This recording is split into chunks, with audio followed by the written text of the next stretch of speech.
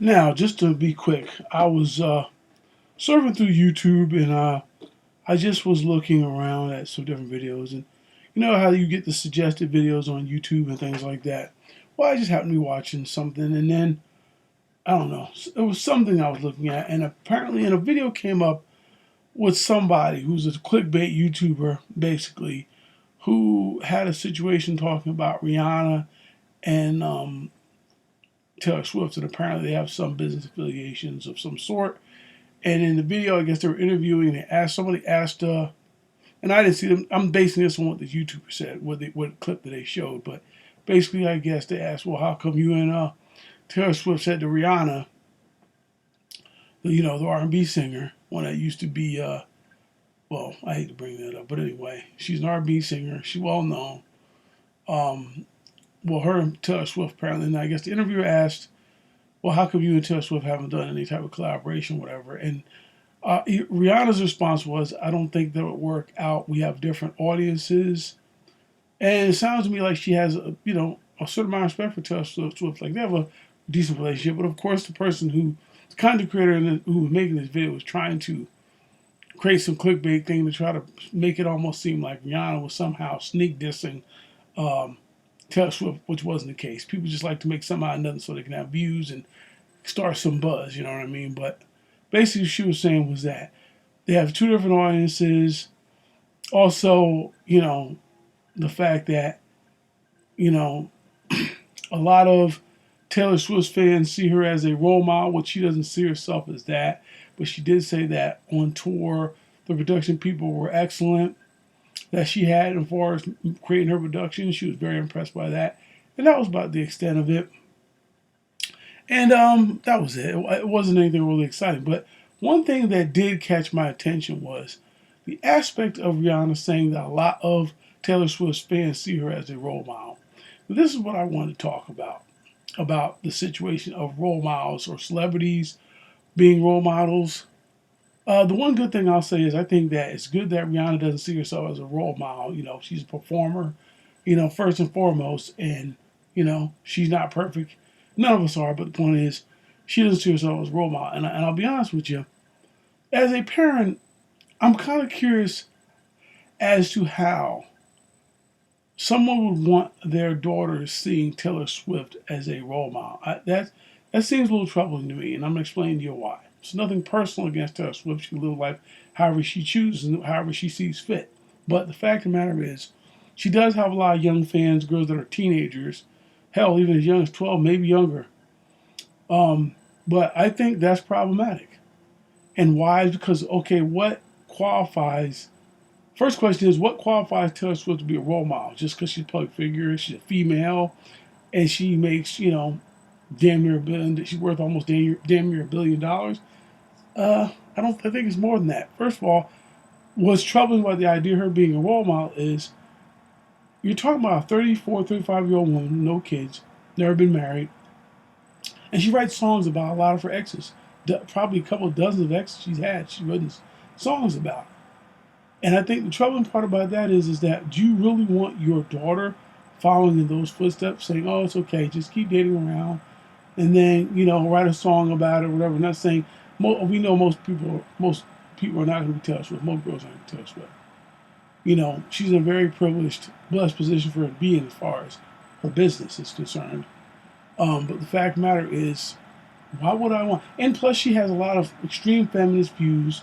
You know, and I'm sorry, I don't see how that's a positive thing going through society to have someone who fits that description to be a role model. I mean, do you really want your daughter dating a whole bunch of different men, never married, having kids in her late 30s? I think that's part of the problem now. Because the fact of the matter is, I don't know that Taylor ever plans on having kids, but she's already in the position of geriatric pregnancy based on study, which is about 35 is where they say it starts. She's 34, 35 now.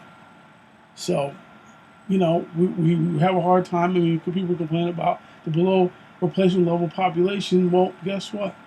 If you want that to be the culture, this is what you're going to get. It's going to continue to decline. Um, then, Taylor Swift is always dating guys that are younger than her, particularly now she's with Travis Kelsey, whatever this is. This relationship may be very well, put it this way, it's definitely of benefit probably to the NFL with the eyes and everything else, and also I guess Travis Kelce benefited from that to a degree, I suppose, his persona. But then, you know, I think Travis Kelce is just a big meathead football player, if you want to be honest about it. And I think what really proves that was his behavior in the Super Bowl when it came to, his little temper tantrum he had with his head coach. I think this wasn't a good look. Andy Reid, I have a lot of respect for as a coach, even when he was with Philly. And tell you something, it wasn't his fault they won that Super Bowl in Philly, as far as I'm concerned. I'm going to get into it, but that's my opinion. But all I can say for Travis Kelce is hopefully, no matter what happens, don't get angry. I'm not saying he's this type of person, but I can tell you, I understand he's very competitive, but I thought this was highly disrespectful of Eddie Reid what he did here.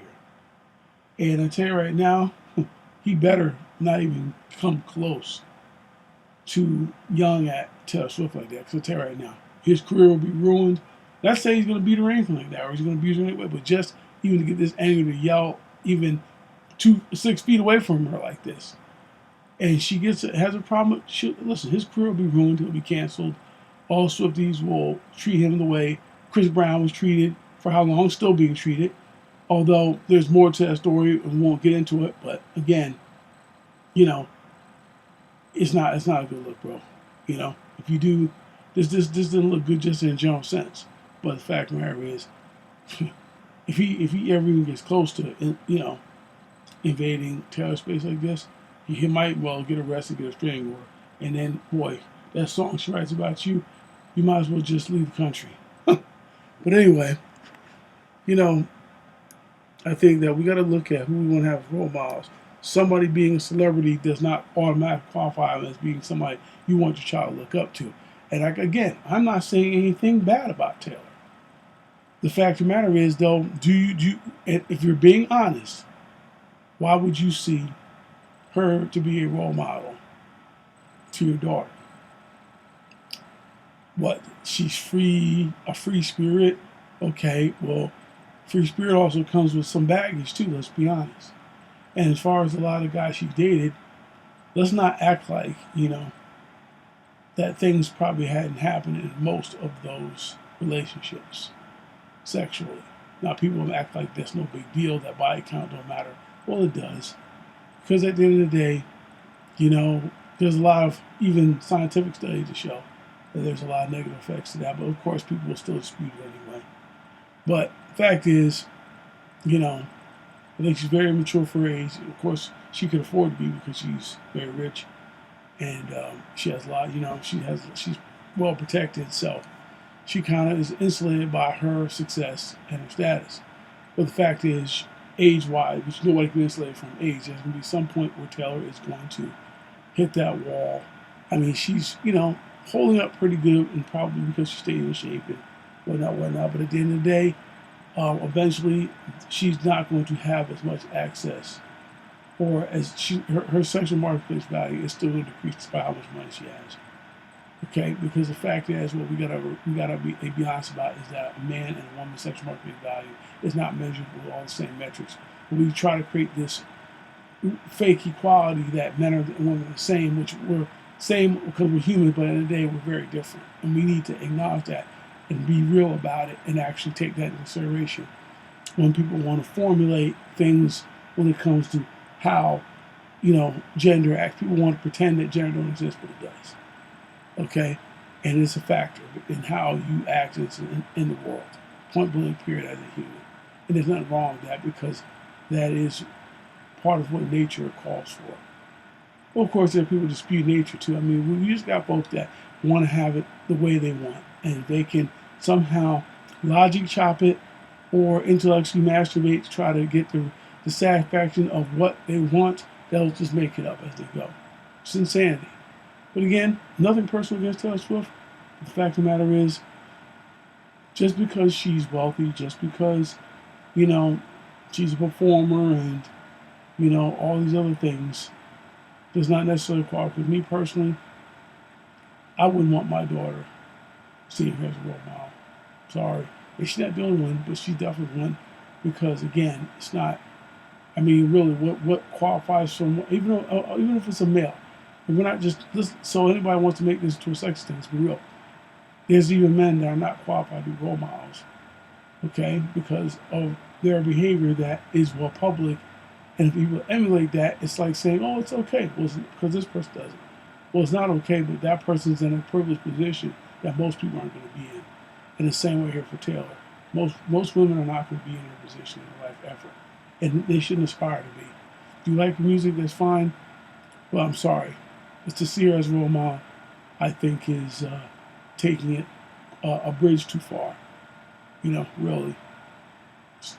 It's just not, a way that most people are going to get to live. Most people are not going to get to live and party and, be out in public and may almost be worth like $750 million and whatnot. She's in a very privileged position.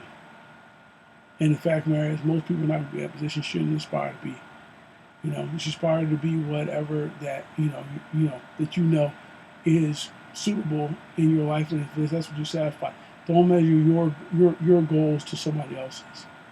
You're never going to be happy. You need to set your own standards, your own goals, and you achieve them, then you know what, be damn proud of yourself and go from there. But again, we really do need to assess what a role model is. And really, for the most part, our parents should be role models. That's one thing Charles Barkley said, I think is true. And not just parents, but other people that are probably in your local area. I'm not saying some people on TV aren't role models necessarily, but at the end of the day, just because somebody is in a celebrity position surely doesn't qualify them to be a role model. I'm out.